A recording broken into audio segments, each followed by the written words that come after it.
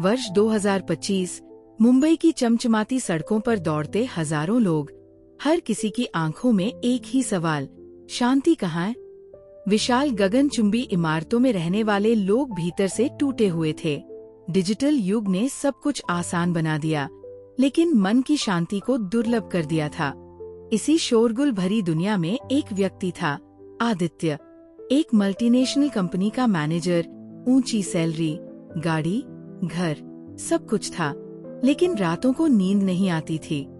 चिंता, असुरक्षा और प्रतिस्पर्धा उसे अंदर ही अंदर खा रही थी। एक दिन जब तनाव असहनीय हो गया, तो वह अपने बचपन के गुरु आचार्य राघवेंद्र के पास गया, जो वाराणसी में एक छोटे से आश्रम में रहते थे। गुरुजी ने मुस्कुराते हुए आदित्य का स्वागत किया और पूछा, बेटा क्या हुआ? आदित्य फूट पड़ा, गुरुजी, सब कुछ होते हुए भी मैं खुश नहीं हूँ। मेरा मन हर समय बेचैन रहता है। हर दिन काम का दबाव बढ़ रहा है और मैं खुद को मशीन की तरह महसूस करने लगा हूँ। शांति कहाँ है? गुरुजी हंसे और बोले, शांति बाहर नहीं, भीतर खोजनी पड़ती है। चलो, मैं तुम्हें कुछ प्राचीन विद्वानों की सीख सुनाता हूँ, जो तुम्हारे जीवन को बदल देगी। गुरुजी ने कहा, चाणक्य कहते थे, मन की दुर्बलता ही व्यक्ति का सबसे बड़ा शत्रु है। जब तक तुम अपने मन को नियंत्रित नहीं करोगे, बाहरी दुनिया तुम्हें नियंत्रित करेगी। लेकिन गुरुजी, ये कैसे संभव है? आदित्य ने पूछा। स्वयं पर अनुशासन रखो, अनावश्यक इच्छाओं को कम करो, जीवन में स्पष्ट उद्देश्य तय करो और हर दिन उस पर काम करो, गुरुजी ने समझाया। गुरुजी ने आगे कहा, कृष्ण ने अर्जुन से कहा था, कर्म किए जा, फल की चिंता मत कर। तुम्हारी चिंता का कारण यही है कि तुम परिणाम के बारे में बहुत सोचते हो। बस अपने काम पर ध्यान दो, सफलता अपने आप आएगी। आदित्य ने सिर हिलाया। ये बात उसके दिल को छू गई। गुरुजी ने एक और महत्वपूर्ण ज्ञान दिया।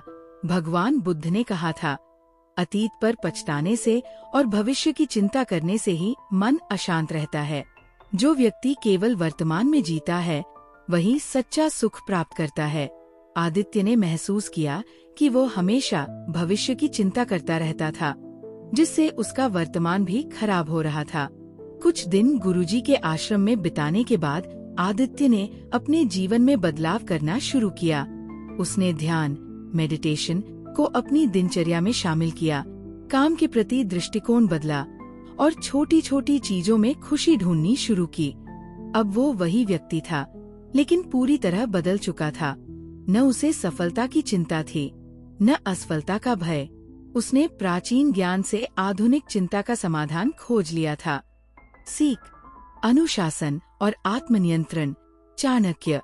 निष्काम कर्म, भगवद गीता। वर्तमान में जीना, बुद्ध। अगर तुम भी आधुनिक जीवन की भागदौड़ में खोए हुए हो, तो प्राचीन ज्ञान का सहारा लो। यही तुम्हें वास्तविक शांति और सुख देगा। शांति बाहर नहीं, तुम्हारे भीतर ही है। बस उसे खोजने की देर है।